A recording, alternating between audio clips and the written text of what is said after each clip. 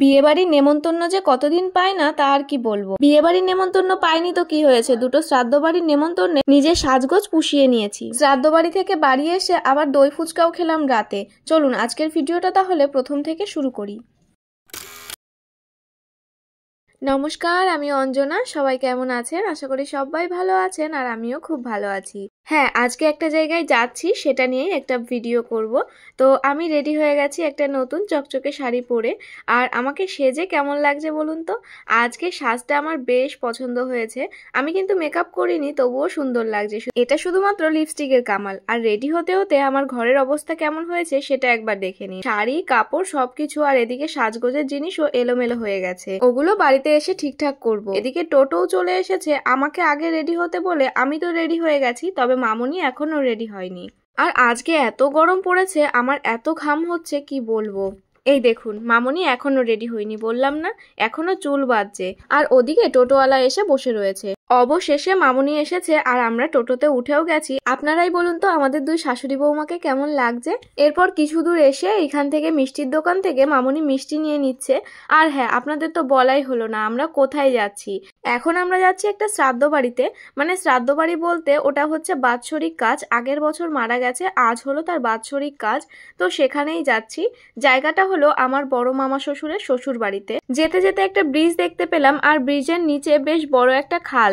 আমি প্রায় পাস করেই এসেছি, তারপর দেখতে পেলাম, তারপর ভিডিওটা অন করেছি। আর আমরা কিন্তু প্রায় চলেও এসেছি আমাদের ডেস্টিনেশনে। আর আজকে না সত্যি বলতে অনেক মানুষজন দেখে আর প্রথম গিয়েছি, সেই জন্য আমি খুব নার্ভাস হয়ে গেছিলাম, তাই সেভাবে ভিডিও করতে পারিনি। আমাদের খাওয়া দাওয়া হয়ে গেছে, তারপর এই ভিডিওটা নিয়েছি। হজমোলা দিয়েছে, সেটাই দেখাচ্ছি। এখন আমরা বেরিয়ে পড়বো। এই দেখুন, এইখানে মা দুর্গা রয়েছে।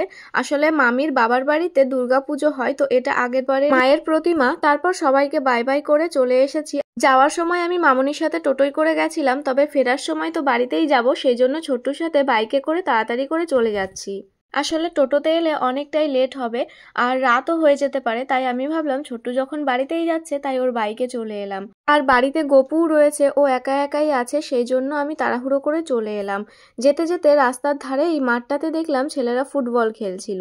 তো আমার বড় কিন্তু ফুটবল খেলতে খুব ভালোবাসে। অর্ধেক রাস্তা আসার পরই রাস্তায় একটা জ্যাম পড়লো। জ্যাম বলতে একটা গাড়ি পাসিং হচ্ছিল, সেই জন্য সব গাড়ি ঘোড়া এক সাইড করে একটা ছোট রাস্তায় দাঁড়িয়ে আছে। আমরাও তাই দাঁড়িয়ে আছি। আর আমাদের দেখে এই গরুটা কিভাবে তেড়ে আসছে দেখুন। এই যে এই গাড়িটাই এখান দিয়ে পাস হবে। আর যাওয়ার সময়ও কিন্তু দেখেছিলাম এই গাড়িটা একটা সাইড করে এই জায়গাটাই দাঁড়িয়েছিল, এর একটুখানি সামনে। তো এখন দেখি এইখান দিয়ে পাস করছে, তাই আমাদেরও অগত্যা দাঁড়াতেই হলো। ভেবেছিলাম গাড়িতে গেলে হয়তো তাড়াতাড়ি হবে, কিন্তু এখন এসে ফেসে গেছি। যাই হোক, দেখি কখন কি পাস হয়। তো দেখুন এই যে এই গাড়িটা, আপনারা কি চেনেন এই গাড়িটা দিয়ে কি হয় বলুন তো?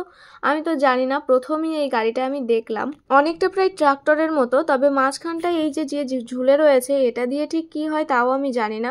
যাই হোক, আস্তে আস্তে করে যাচ্ছিল গাড়িটা। মানে অনেক বড় গাড়ি তো, এই জন্য আস্তে আস্তে করে ড্রাইভার চালাচ্ছিল, মানে পাসিং করছিল এই রাস্তাটা। কোনো একটা রাস্তা তৈরির বা কোনো কিছুরই একটা গাড়ি হয়তো হবে। যাই হোক, গাড়িটা সরে গেছে, এখন সবাই চলে যাচ্ছে, আমরাও তাই বেরিয়ে পড়লাম। আর সোজা জোরে চালিয়ে চলে এসেছি বাড়িতে। আর খুব গরম আজকে, ভীষণ গরম। মেকআপ তো করিনি, তবুও মনে হচ্ছে কিছু একটা গলে গলে পড়ছে। তবে আমি ক্রিম ছাড়া কিছু ইউজ করিনি, তবুও মুখে খুব ঘাম হচ্ছে। যাই হোক, এখন চেঞ্জ করব, তারপর আবার সন্ধ্যা দিতে হবে, গপুকে খাওয়াতে হবে। ব্যাগটা রেখে এখন ফ্রেশ হব, তারপর যাব ওইদিকের কাজকর্ম করতে। আর হ্যাঁ, আমাকে কেমন লাগছে অবশ্যই কিন্তু জানাবেন। ঠাকুর ঘরে সন্ধ্যা দিতে গিয়ে হঠাৎ করে দেখি ফুচকাওয়ালা কাকু এইদিকে দাঁড়িয়ে আছে। কিছুক্ষণ নোটিস করার পর তারপর বুঝতে পেলাম হ্যাঁ, ওটা ফুচকাওয়ালা কাকুই। মামুনিকে নিয়ে আমি গেলাম সেইখানটায়, তারপর নিলাম দই ফুচকা। দই ফুচকা এই কাকুটা খুবই সুন্দর বানায়।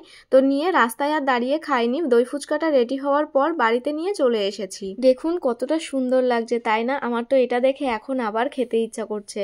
ভাই যখন এসেছিল আমাদের বাড়িতে আগের সপ্তাহে, তখনও এই কাকুর থেকে একদিন ফুচকা খেয়েছিলাম, দই ফুচকা। তো সেদিনও সুন্দর বানিয়েছিল, তাই জন্য আজকেও আবার দই ফুচকাটাই নিলাম। এনার এমনি জল ফুচকাগুলোও কিন্তু খুব সুন্দর খেতে, পার্সোনালি আমার খুব ভালো লাগে। এখন বসে বসে ফুচকা খাচ্ছি। আমার ব্যাকগ্রাউন্ডটা একটু নোংরা আছে, আসলে আমি ওই শাড়িটার পাড় লাগাচ্ছি। কাল সকাল থেকে আরো 3টে শাড়ির পাড় লাগিয়েছি। না না, অন্য কারণ না, ওগুলো আমারই শাড়ি। বসে থাকবো জন্য নিজেই লাগিয়ে নি, শুধু শাড়ির পিকোটাই বাইরে থেকে করিয়ে আনি। আর সত্যি বলতে এই ফুচকাটা কিন্তু দারুণ খেতে হয়েছে। সত্যি এই কাকুর ফুচকা তো আমার খুবই ভালো লাগে। এখন ফুচকাটা খেয়ে তারপর আমি এই শাড়িটার আবারও পাড় লাগাতে বসবো। সবে এক সাইডটা প্রথম দিকে একটুখানি করেছি, এরই মধ্যে ফুচকা আসে, তো সেটা নিতেই চলে গেছিলাম। এখন এটা আবার কন্টিনিউ করব। আসলে ক্যামেরা অন রয়েছে তো সেই জন্য নিচের দিকে তাকিয়ে আমি খাচ্ছি না, খুবই লজ্জা লাগছিল। তবুও আজকে ডেলি ব্লগটা শেয়ার করলাম, সেই জন্য ভিডিওটা অন করে রেখেছি। আর আজকে সারা দিনটা খুব কষ্টও হয়েছে, কারণ টোটোতে গেলে কেমন ঝাঁকি হয় তা তো জানেনই। টোটোতে করে গেছিলাম, তখন খুব ঝাঁকিও লেগেছিল, তার জন্য শরীরটাও একটু দুর্বল হয়ে গেছে, চোখ মুখ শুকিয়েও গেছে। চলুন এখন ফুচকাটা খেয়ে নিই। চলুন তবে আজকের মতো ভিডিওটা এই অবধি, দেখা হবে পরের ভিডিওতে। সবাই ভালো থাকবেন, বাই।